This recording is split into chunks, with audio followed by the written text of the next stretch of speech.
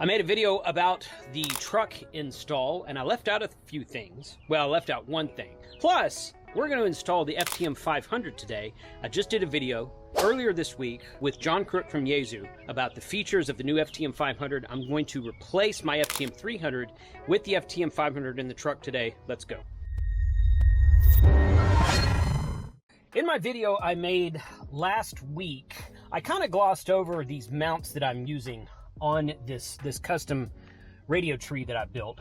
These are the Lido mounts. These are the clamp Lido mounts. And then I've got a specific mount, and this is the FTM-300 one. The cord's a little bit short because I've got it wrapped up, but that's okay. So this is the Lido mount that I'm using right here. There's different fronts for it. This clamp right here you can put an amps. This one has an amps connector on it. That one has a ball connector on it. There's a couple others that you can get. There's a bunch of different options. But on the back of all of my mounts are these clamp mounts that clamp down. That way I can move that up and down anywhere I want to. I can reconfigure the whole thing.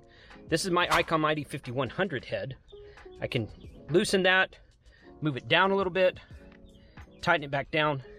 And these work really well for keeping the radios mounted, balanced, and easily movable in the truck. So I meant to kind of point that out in the last video, and some people were asking about it. I'm like, you know what, I kind of glossed over that. So today we're going to be replacing this.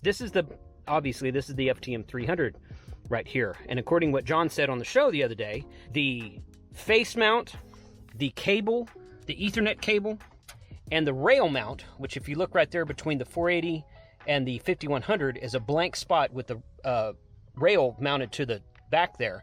That rail mount will match. That's from the 300, but it'll match the 500. So today we're going to trade all of that out. All right, this is my FTM-500. This is the rail mount that comes with the radio. I forget how to put this head on here. This is a brand new radio. Oh, there it is. There we go. That. Take that out there. Don't lose this cable, this short cable that comes with it. I've lost a couple of mine in the past, and keep that. I'm gonna put that back in the box. All right, so we're gonna just push this down, push this little button down right here. This slides out, and then, okay, that's how that goes. And there it is. That's the FTM-500 body fit into the rail mount for the FTM-300. Again, like John said, the bodies are the same size, same configuration. The difference is in the programming, of course, and the face of the radio. So now I'm going to plug all this up with I don't have to have an external speaker for the FTM-500 because it has this front firing speaker right here. See, I had an external speaker for the FTM-300, and I had two cables running from the back, one for the control head itself and one for the microphone. This one has a microphone built into the side here, the way that all remote mount radios should be, in my opinion. So I have to run one cable from the front to the back for the control head only. And that's already done. I can use the 300 cable. Now, John says there's more data in this head than there is in the other one, and he suggests getting the upgraded cable. But for now, I'm going to use the 300 cable for that. Today's video is brought to you by Ham Radio Prep, who offers online classes for all three ham radio exams, Technician, General, and Extra. They really are one of the best ways to study and pass your license exam. The program breaks down material into quick and easy to learn lessons with video, a text lesson, and a quiz to track your progress along the way, taught by ham radio experts with decades of experience. It only takes a few hours to complete, and they have over a 99% pass rate. It's backed by a 100% money-back guarantee if you don't pass the exam on your first try. Check it out and use the coupon code of Jason20 for 20% off of any course or bundle. Thank you, Ham Radio Prep, for sponsoring this channel. All right, so that is the front of the FTM-500 with the control cable from the FTM-300 in the mounting bracket for the FTM-300 as well. So I'm going to run the power now. I took my power cable out, so I'm going to run it over here to this rig runner that's behind the big battery, and then we'll go up to the front and put the face in. Okay, I took the mount off of the back of the FTM-300 head, kind of a tripod mount in there, put it on the back of the FTM-500. So you see how it was probably, it's going to stick out a lot farther, which is okay in my setup, doesn't matter. Actually, this one was kind of sank behind the ID5100 head, so this one might actually set up like even with the 5100 head, or maybe a little bit farther out than it. We'll see. And of course, like John was saying on the show, I can adjust this screw here on this side and the one on that side right there on the bottom, and the head will kind of tilt up like this if I want it to, so I can adjust the angle. Of course, I can do that with this mount also. The Lido mount is very versatile. I could mount the Lido mount in a multitude of directions and tilt configurations and whatnot. So we're going to put it in the truck now. All right, and there we go. Got some activity on the Pi-Star hotspot connected to the Texas Patriots group on Yaesu System Fusion. Got my ID 5100 there.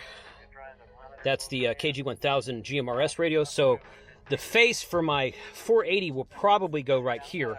But again, when I had to order the mounting bracket for this off of eBay. It's the only place I could find one.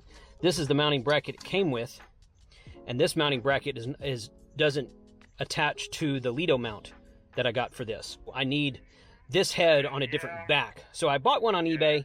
It's coming from the UK. It's going to take a little bit of time to get here, and that's okay. But if I find that this sits back too far, or it's just not in the way, that's the great thing about these Lido mounts, is I can change the configuration of these all I want to. So that's how it's going to sit for right now. I've got the 480HS hooked up, but there's no mount for it. I need to put the Anytone tri-band in here, and then that will be the next up. And a lot of you asked me about DMR on my last video, and I kind of forgot to mention that as well. This is the Anytone D578 Pro model. The Plus model is the latest one. This is the original Pro model, which has both full transmit, APRS, GPS, and also Bluetooth in it. This is what I have my BT01 microphone connected to, and I'm going to mount this somewhere behind the seat as well. So I will have DMR. I got to find the box for this so I can get the mounting bracket. But it could go in right now theoretically, because I don't need a face for it, because I'm just going to use the Bluetooth headset for it. So that'll be part of the configuration also. But that is the latest update. I told you guys in the first video it would not be the last one, because this is constantly changing. And then about a week after I recorded that last video is when I received the FTM-500. So that setup will be the setup I'm running on the way to Dayton. I got a program APRS in it. I should be KC5HWB-6, which is what I used to run on my FTM-300. So on the way to Dayton, that's what we'll be running. Check Instagram and Twitter as we go along. I'm sure we'll be posting there.